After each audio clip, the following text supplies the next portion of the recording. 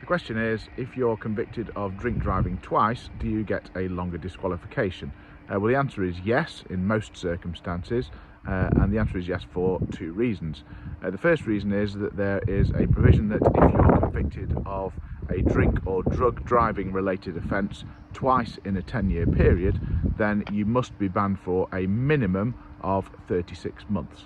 Now that 10-year period runs from the date that you're convicted of the first offence or the older offence, so the date either the date you plead guilty or the date you get found guilty after a trial, and it runs to the date that you commit the second offence. So it's from date of conviction for the first offence to date of commission of the second offence, the date you actually are drink driving, and if that happens, then there is this minimum ban of 36 months.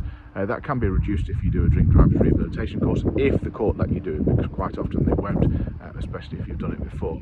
And those rules apply for driving in excess alcohol, driving whilst unfit through drink or drugs, driving with excess drugs, failing to provide a specimen if you're suspected of driving, and also offences like causing death or serious injury by drink driving or drug driving. There's a whole list of offences which apply.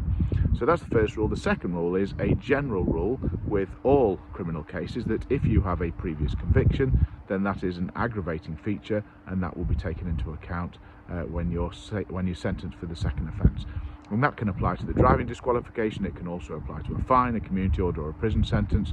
Obviously, the more times that you commit offences, the more likely you are to go to prison, or the more likely you are to go up the scale in sentencing rather than down.